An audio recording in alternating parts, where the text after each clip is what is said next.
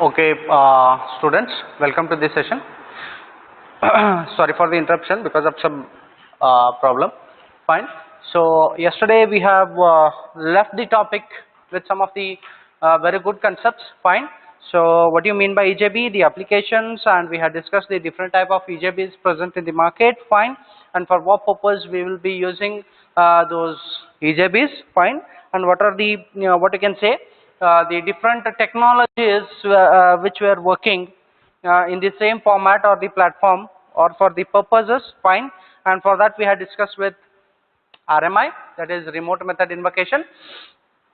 The how EJB has come up with the what you can say the best advantage over the RMI, that is remote method invocation, was that so it was having a container, that is EJB container with it. Fine. The security aspects, transaction management, object pooling, fine, all those things are automatically handled by your EJB container. Fine. So memory management, everything will be handled by your EJB container only. The thing is that is what in case of your RMI, the programmer has to do the coding manually for that. So that is what is the beauty of your EJB because of it's a container. Fine. Then we had gone through the different types of EJBs yesterday. Fine. So the first one was the types of category was the session bean, MDB and entity bean, and under the session bean we have started working with the different criteria. So the first one is the stateful session bean, stateless session bean, and singleton session bean. Okay. Of course, yesterday we had gone through what you mean by the stateless session bean. The stateless session bean is a thing so where we are going to what you can say the state will not be maintained of a user.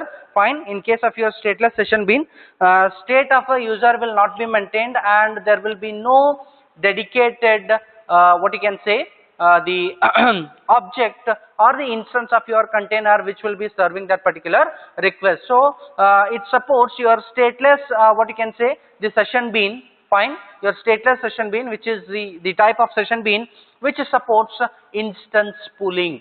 Fine. What do you mean by the instance pooling? See, suppose for example there are lot many instances are there in a container to what you can say the get the request from the user and to process the results and to give the response to that particular what you can say the request, right? So in that case, in a lot many instances are there. In case of whenever you are selecting an appropriate what you can say the session bean based on the purpose, right? So first would be the stateless. Based on the thing where you don't want to maintain a state and you are least bothered about that particular what you can say the application or the person who visited that particular this thing, you don't want to maintain any footprint of that. Fine. So for that stateless session bean is a best option. Fine. And then next one will be your stateful, where you are going to maintain a state. For that we have taken an example of a banking application where every transaction done by that what you can say the customer is going to maintain that state. So when, where he has delivered withdrawn how much amount or something, so that will be maintained in that case. So that is what your stateful session bean, right? And then it comes with this thing, so singleton session bean, where instances will be only one and we are going to share the instances with the different resources. Whenever it comes with the request, so it has to come in a queue, first come first serve basis. It is on that basis it is going to serve that particular request. So that is what is the meaning of your singleton. The name itself indicates singleton is the only single instance of that container will be present. So based on that, so it will be working on. So that is what. Fine. So then today we will go through the life cycle of these three in this session.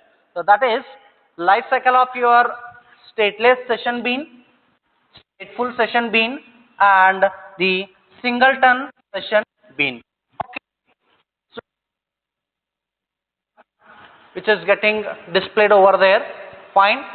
So as we know the stateless session bean, fine, the life cycle of a stateless session bean is very simple and it has two states. As you can go through the stateless session bean, so there are only two states of the life cycle of your life cycle of your stateless session bean. So that is one is does not exist state and one is method ready pool. Okay, you can observe only two states in case of your what you can say the stateless session bean. So the first state is does not exist, and second one is method ready pool. Okay, so the only two states.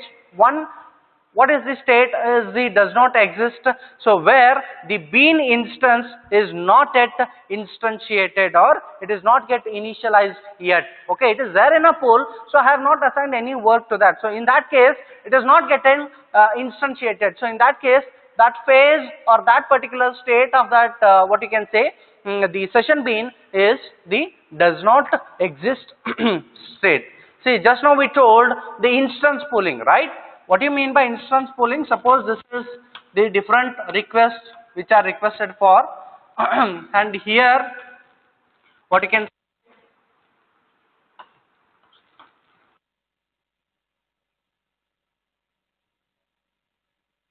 be having this. So these instances what we'll do, so they are in a pool. So that is what is the meaning of instance pooling. So this you are going to learn in detail in case of your container services. There is one particular unit which dedicated to the services provided by your EJB container. In that in detail you are going to learn what you mean by the instance pooling, right? So what do you mean by instance pooling here? So requests are coming to that particular EJB instance to the container. Fine, when the different requests are come, so there is an pool of instances in a what you can say EJB container. So if in case of your stateless what you can say the session bean, it supports the instance pooling. So as we are not going to maintain any state and we are not having any dedicated object which is going to give response to my particular request. Yes or no? If it would be an what you can say the stateful session bean, we need to maintain a state. In that case it is what you can say the requirement will be there. So we do have a dedicated EJB instance, right? In this case your stateless session bean is in, supporting this instance pooling where the instances observe here. So if this is a stateless session bean, then for the request one, see suppose let us take only one request for example right now. So there is only one request, that is R1 we have taken. See suppose for this particular instance as one or something, fine. So when R1 came for the first time, that is request 1 came for the first time, so this instance 1 of the EJB container is going to pick that request and serve the response to that. Okay, when the same request has come or arrived for the second time or for the next time, so I'm not sure that only this particular instance 1 only is going to give the response or going to handle this particular request or something. So that is, in that case, maybe request for any one of the instance of that EJB container is going to give the what you can say the response to that particular request. Yes or no? That is what is the what you can say the beauty of your stateless session bean. So there is no much burden to that particular EJB container, because any one of the instance which is available right now, that is going to attend that request and serve the purposes. That is what fine, and we are not going to maintain the state of that particular user. So this is what is the instance pooling. So your stateless session bean, the life cycle of your stateless session bean consisting of the two phases which supports the instance pooling. Fine. In that case, we do have do not exist state and method ready pool. Okay, so you can observe here we do have a method called class.new instance. We'll discuss the different dependency injections and the post construct. At the rate is nothing but it's an annotation. Fine. Then this is you are observing the pre-destroy as an what you can say the another annotation which will help you to what you can say the release the resources which have been used by that. Fine. So you can observe by analyzing that picture. So this is does not exist state means still the instances of this EJB container are not yet initialized, are not get instantiated, so they are in an idle state. Fine, they are in an idle state. I have not assigned any work, so it is not, in other sense you can say it as it is not attending any request. So that is the state where it exists in the does not exist state. Fine. So there are different transitions in the stateless session bean, that too when it comes from state does not exist state to method ready pool, and again from when it is not required from method ready pool, it has to go to the does not exist state, because n number of resources are being accessed by the different type of what you can say the request, and the different instances are getting accessed by that. So that is what.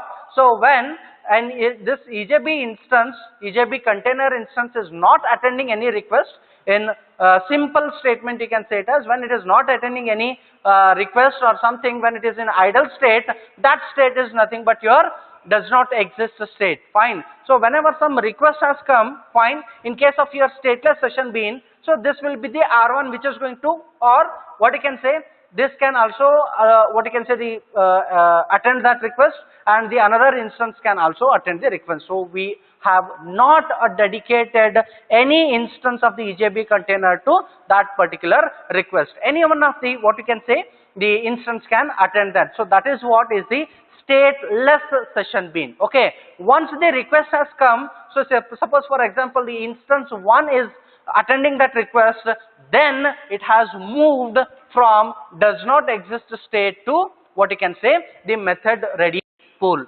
What is this method ready pool state of your stateless session bean? So that particular what you can say the state where it is serving the request, where your EJB container instance is going to serve the request in that position. So that state is nothing but your method ready pool. Okay, so when it comes to that particular request from does not exist state, it has moved to the method ready pool. So in this case, how it is got instantiated to initialize that particular EJB instance. So we do have class dot new instance method which will call that particular instance and initializes that instance, and then that EJB what you can say the instance will come from does not exist state to method ready pool, where it is in a position to serve the request which has come from that particular request pool. Fine. Okay, then it attends that particular request. Fine.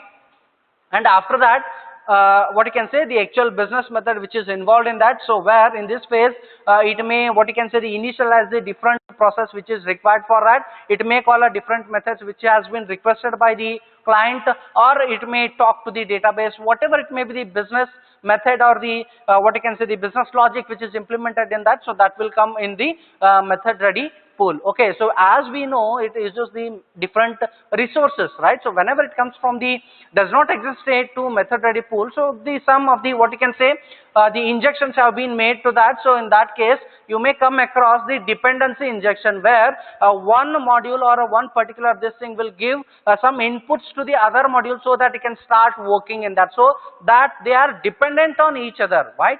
So the different modules or the different phases, they are dependent on each other. So that is what in programming this thing, so it will be a dependency injection where we are injecting the dependencies, where we are injecting the what you can say some inputs to the next what you can say the format. So this also comes in elaborately in case of your what you can say the EJB container services. So in that case you come across what are the dependency injections. Fine. See, you might have gone through the different for example the car showrooms or the outlet or the different what you can say the manufacturing companies. Fine. In that case you may come across whenever cars, so there will be a complete the artificial intelligence is working. There is no almost very less number of man or the manpower or the people are involved in that particular car. So when it goes to an one phase where they are applying it for what you can say the engine or something, the car what you can say the different parts of that car will be getting what you can say installed or something. So then automatically it will go to the second phase where they are installing the window shields or something, the top body of the car or something. Then after that automatically it will goes to the third phase where they are applying the what you can say some other in that case. So you might have observed in the this thing, so how that particular this thing has been going to each one of the different phases which will help to construct that or to develop that particular car. So in that case the phase 1 have some dependency injections on phase 2,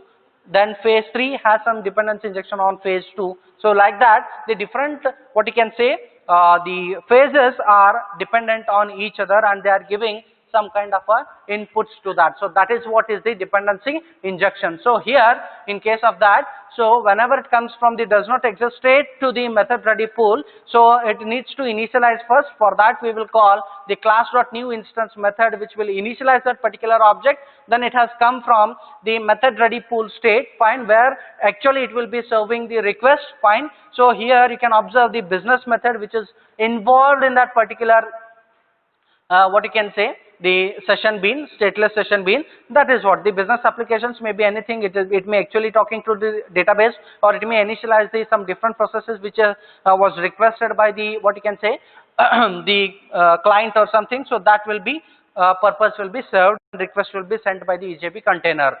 Yes, this is done. Now again we do have the different, what you can say, the instances which need to use the resources which was used by the, what you can say, the first instance or something. So when we do not want to or when the work has been assigned is got completed, in that case again it has to submit the resources back to the pool so that it can be utilized by the other instances of the container. So once the work is done, again from method ready pool to it has to go to the does not exist state, and the memory which has been allocated, the resources which have been allocated to that particular instance will be released at that time. So you can observe here destroy method which has been called.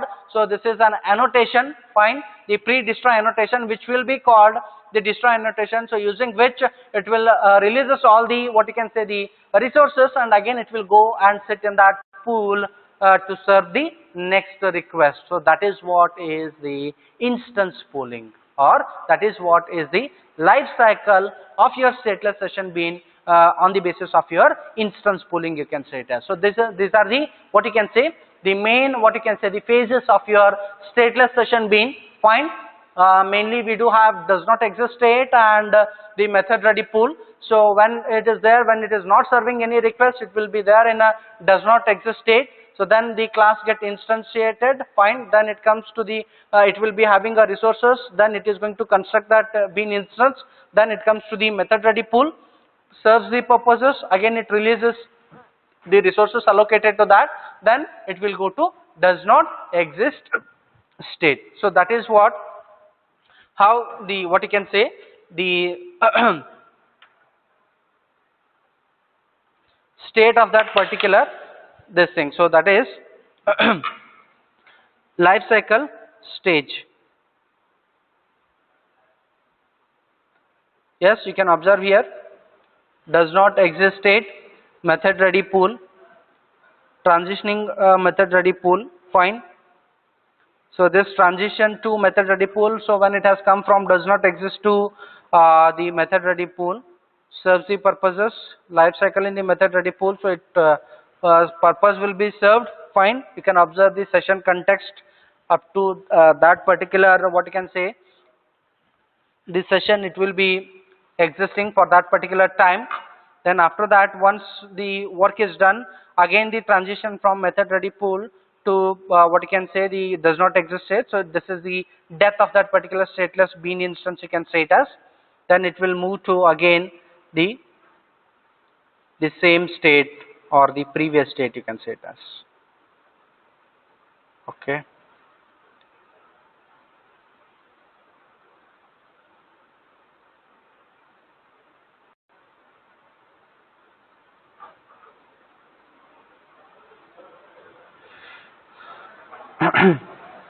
Now it comes for the stateful session bean, fine. So in this picture you can observe, fine, as the name itself indicates that this is the stateful session bean where we are going to maintain a state of a user, fine. Every this thing, the detail where the transaction is being made by the user is going to maintain a state, and after that a dedicated object will be allocated to each request. See, suppose for example, yesterday we have gone through what you can say, the online shopping cart or something, on the banking applications we have gone through as an example, where we need to maintain a state of that particular user. So in that case, fine. See, suppose for example this story can be flipped in other side. So where in the previous this thing we don't have a dedicated, what you can say, the object from that particular request. Yes, EJB container, what you can say, the instances of that particular EJB container. See, suppose for example for request 1, 2 and 3. So for you can say the instance from your EJB, that is 1, and there is a for request 3. Fine, that is instance 4 we have taken as an example. So here for request 1 and 2, it will be purpose will be served by your what you can say, the instance 1 of your EJB container, and R3, that is request 3, is being served by your instance 4 of your EJB container. So whenever the next request come from the same this thing, okay, the client or something, so whenever next time when R1 only come, so there is a dedicate, so only instance 1 is going to serve that request. So that is how we are going to maintain a state of an, what you can say, particular this thing. So it is because of that. So one thing we need to observe here, stateful session bean, I repeat, stateful session bean does not support instance pooling. Yes, stateful session bean does not support instance pooling.